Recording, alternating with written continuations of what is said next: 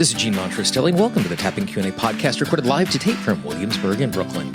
This is episode 512, originally aired June 23rd, 2021. Hi, everyone. I hope this finds you well wherever you are, whatever time of year you get a chance to listen to this. Thanks for spending a little time with me today. Today, we are going to talk about a disposition that I find is super useful in being able to make transformation happen easier. And this could be true if we're tapping on our own or if we're working with someone else. Before we jump into that, just two quick reminders. First of all, if you have not done so already, we have a free 10-part guide on how you can use tapping to eliminate self-sabotage. All you need to do is go to tappingqa.com, click on the big blue button, and every single day for the next 10 days, we will send you a small bite-sized tool that you can use to make it easier for you to take action each day. And then at the end of 10 days, after you've been presented with these 10 awesome tools, you can pick the one or two that make the most sense for you. But by giving to you in this little bite-sized way, gives you the opportunity to really try it and see what works best for you, your disposition, your personality, and the context of your life. Secondly, I'd like to send a big shout out and thank you to all of the supporters of the Tapping Q&A podcast. For those of you who are currently supporters, keep an eye on your inbox in the next week or so. I'm actually going to be announcing a new program next week. And for those of you who are supporters of the podcast, you're actually going to get access to most of that program absolutely free. So again, keep an eye on your inbox. If you would like to support the podcast so we can continue to grow and share this great content, receive bonuses for being a supporter, and then receive extra bonuses like they're getting this month, all you need to do is go to tappingqa.com/support. One of the things that I find really interesting is how our disposition towards something will radically change the way that we perceive something.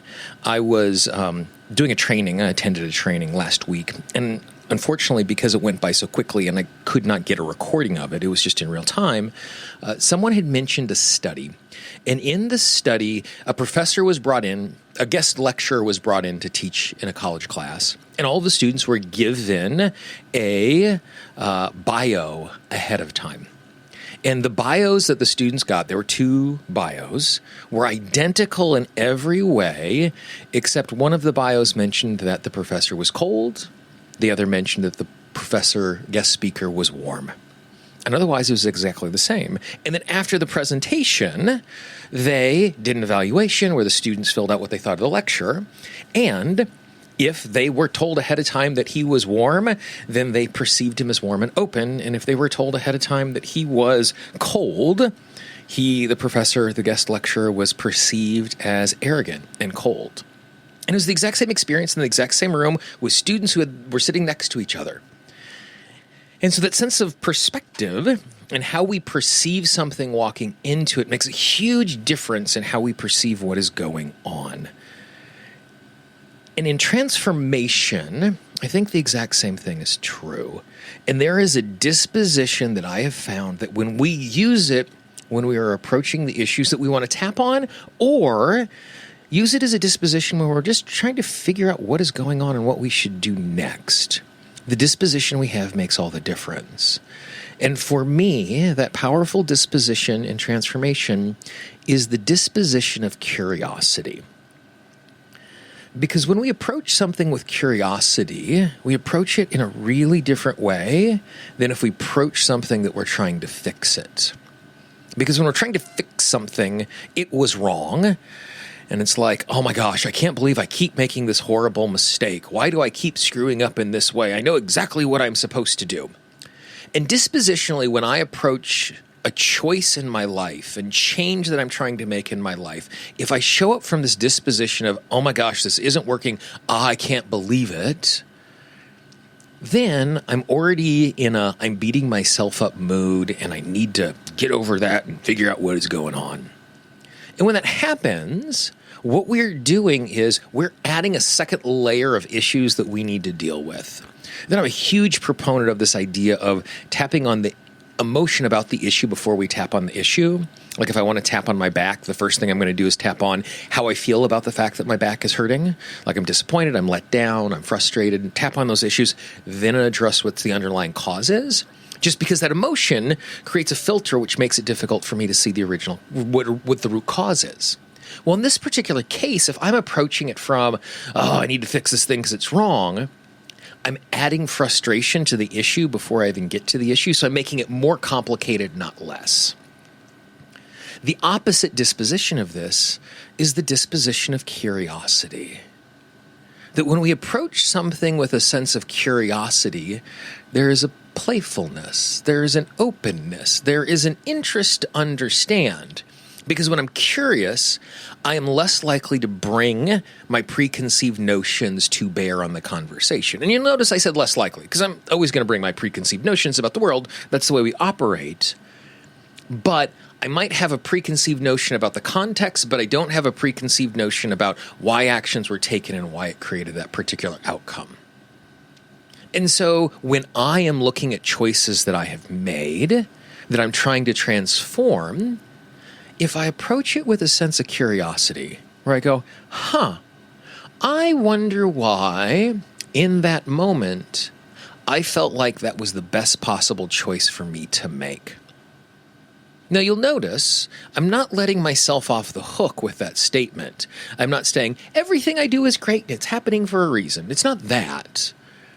Because when I'm asking the question, well, why do I think this was the best choice? I'm still taking responsibility for my choices. I'm still recognizing it as my choice.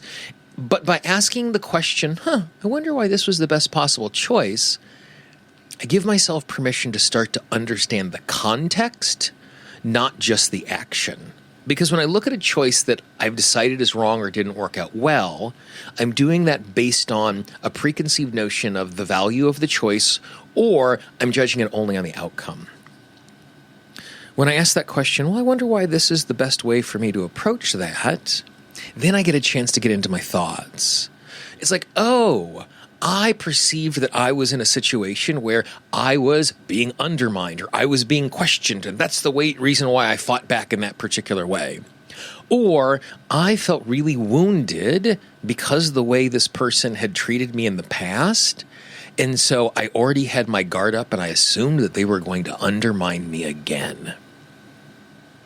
And so when we have the opportunity to ask that question, why did I think that was the best choice?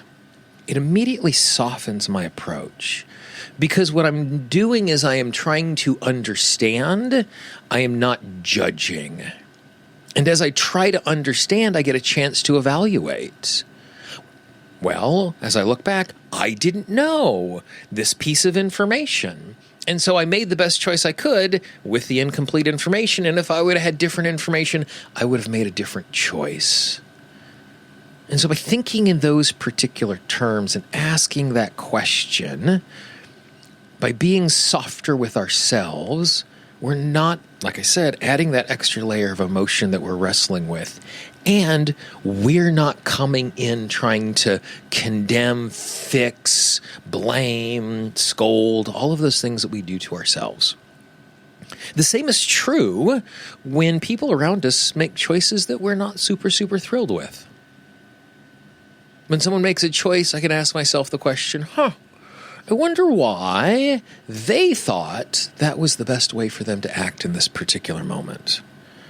I wonder why they thought acting in this way would move forward in a successful way.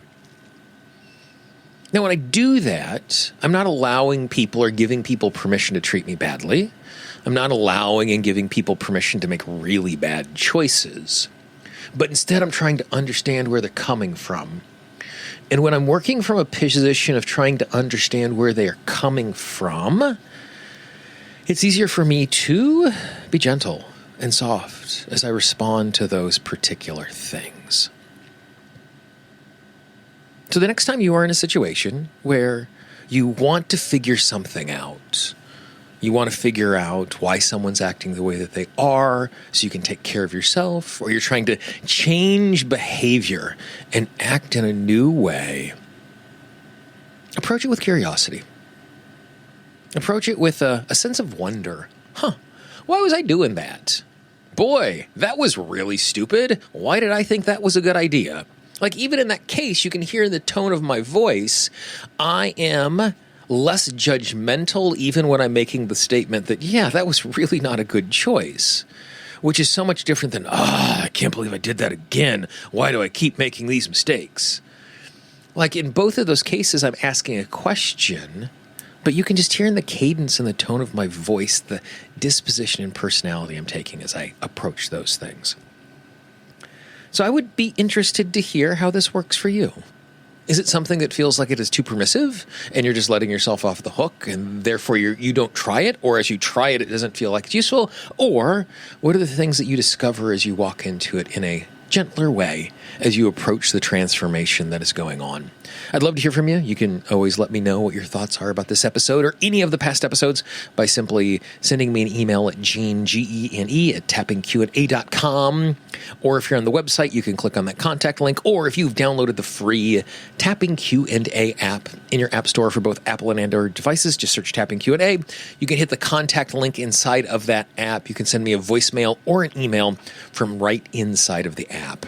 If you know someone in your life who is fascinated by transformation and is trying to make new, better choices in their life, please feel free to pass this along to them. Don't spam your inbox and send it to everybody in the world, but you might know a person or two who they would really enjoy this disposition.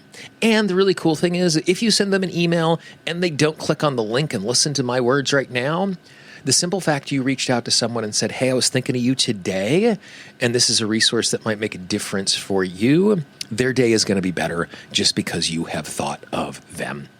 Questions or comments about anything at all, a topic you'd like us to cover in the future, a guest you'd like me to interview.